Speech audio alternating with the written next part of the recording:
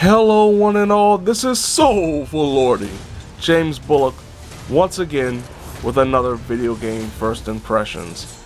This time around, Godfall, for the PlayStation 5 and PC. Godfall is a developer promoted first of its kind looter hacker slasher, where you play as Orin after his brother attacks him and leaves him for dead, in an attempt to become a god in this sci-fi though medieval style world. Orin of course lives, and you play as this character who is trying to stop his brother from not only becoming a god but also potentially destroying the entire universe. And by doing so, you have to cut, slash, block, parry, and pretty much anything you would expect from a third-person hack slash game. The gameplay from a fundamental perspective is very similar to pretty much anything you've played recently when it comes to hack slash games, where you are able to attack with, in the case of the PlayStation 5, the R1 button to do a light strike, hold down the R2 button to charge a heavy strike, or just tap it to just unleash a regular heavy strike. Of course, the speed differentiates between heavy and light, and depending on what kind of enemies you're fighting, it may be wiser to continuously jab with light strikes to whittle away the HP of the enemy, or if you can, hit them with a big heavy and maybe finish them off for good in one strike. There are also takedown abilities where, once again in the case of the PlayStation 5, you hit the R3 trigger, and if the enemy is stunned and they're small enough, you are able to pull off a one-hit, usually insta-kill takedown, but against bigger enemies it may just knock out a portion of their health. There are things like status ailments that you can potentially inflict on an opponent, including fire or ignite, bleeding, and the like. But one of, if not the biggest implementation that differentiates this game from almost anything else in the genre is the implementation of armor. These customizable armor sets, known as Valorplates, can be equipped with certain loadouts, specifically designed by the player themselves. But I must say, switching between the Valorplates and loadouts can be kind of tedious. I wish there was a more streamlined version of it. And of course, you can only change your Valorplates in the main hub. You can't do it during missions. You can't do it via the pause or the menu screen, with the menu screen actually not pausing the game at all, because of course this is an online multiplayer centric game where up to 3 players can team up to take on the enemies, or you can just play it by yourself. But no matter if you're playing it by yourself or with a party, the game does not pause when you're in the middle of a mission. So you have to be prepared for that, especially if you're running down on health or you want to switch unequipped weapons with equipped weapons. It's pretty hard to do in the heat of battle.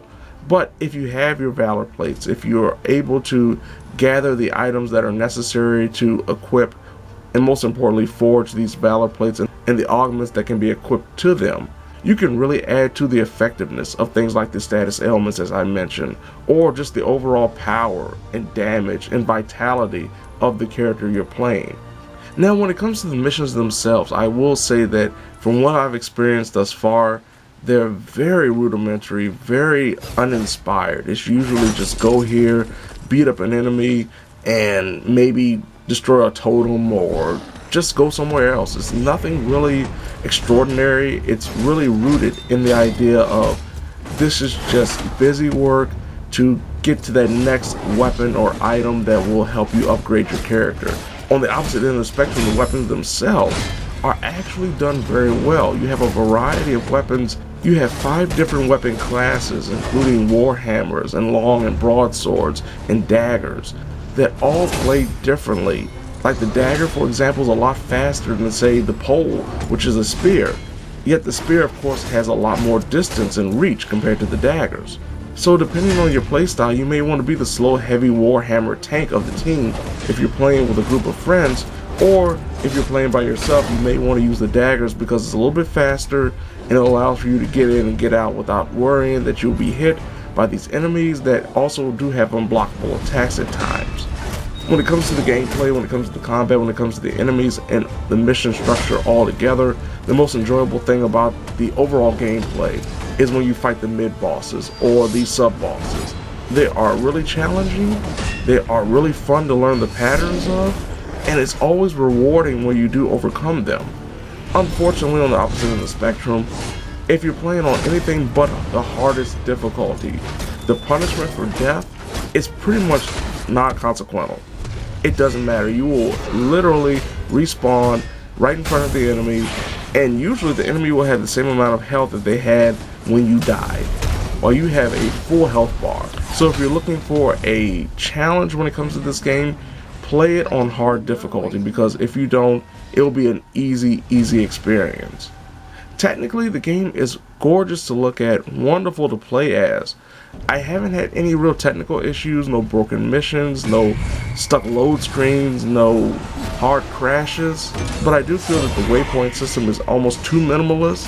Also, when it comes to the overall worlds, while they look great, they are pretty much just barren semi-open world environments that once you start playing through them, and of course you have to go through them multiple times to complete the story, it becomes pretty monotonous, and you see just how barren and uninteresting the worlds are. Overall, the game is a solid launch title. This feels like a launch title. This feels like one of those games you would get right at the beginning of any gaming generation that doesn't really try to shake up the world with a different type of gameplay or anything else, but does present the possibilities of the graphical improvements that we will see as the generation goes on. It's not a bad game, it's just a mediocre one. It's one of those games that if you get on sale for about half the price, or you wait to play it when it eventually becomes a PlayStation Plus free game, I would suggest doing that. I would definitely suggest that you wait, because it's the type of game that is solid, but it's uninspired, but that fun only lasts for a little while. So there you have it. This has been Soulful Lordy, James Bullock, once again with another video game first impressions, Godfall, for the PlayStation 5 and PC. Now if you don't mind, I have to go back to the sanctum. I have to check out the loadouts on my Valorplates, so when I go back into the field, all the enemies that come forth will have no choice but to say, "Oh Lordy."